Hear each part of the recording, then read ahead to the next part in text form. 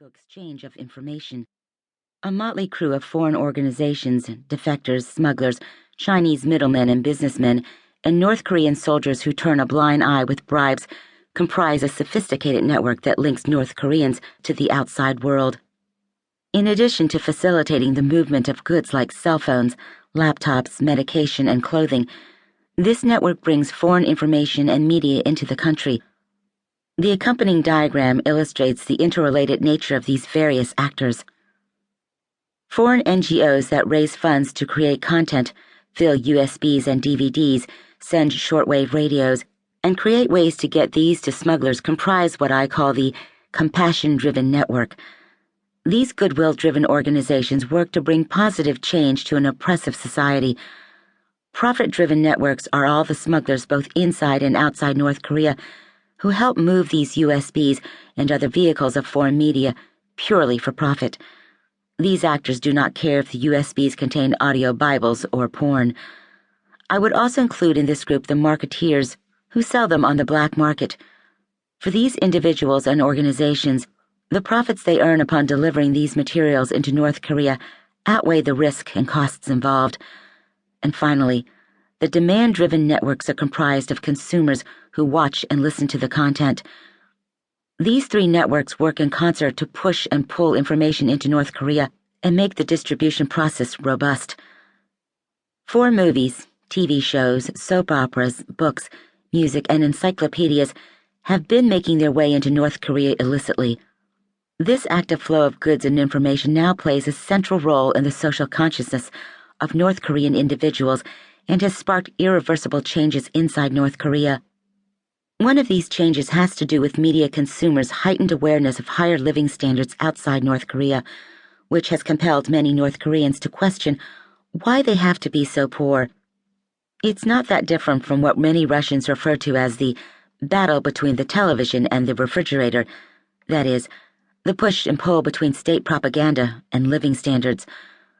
The North Korean government has been pushing as much state propaganda as possible on its people without being able to provide a daily experience that matches this rhetoric.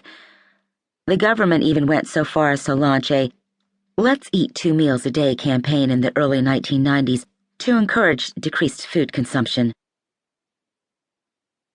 Escaping North Korea.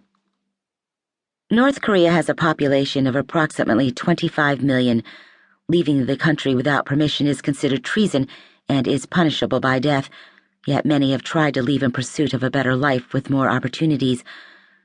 Few people leave primarily in search of political freedom and human rights. The concepts are so unfamiliar to them that most couldn't even describe what they mean before defecting. Many escaped to China thinking that they would return to North Korea after making and saving some money, but ended up defecting to South Korea after learning more about it. Some children I spoke with were tricked into defecting by their own parents who had already escaped and who told the children to follow the uncle who would take them to their parents, only to find out later that the uncle was in fact a paid broker and their parents were not in China but in South Korea. When one member of a family defects, the others are at risk because they are kept under close surveillance and are subject to imprisonment in labor camps because of their guilt by association.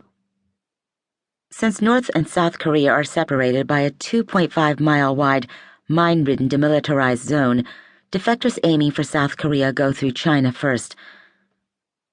Given the nearly impossible obstacles involved in defection, we can only guess from the numbers of those who do make it that thousands more have tried but failed. Unsuccessful attempts often end in capture, torture, imprisonment, or death. There are no estimates of failed attempts, but many defectors who have settled in South Korea and elsewhere were successful on their second, third, or fourth attempt and have shared harrowing recollections of other North Koreans being brutally punished for attempting to defect.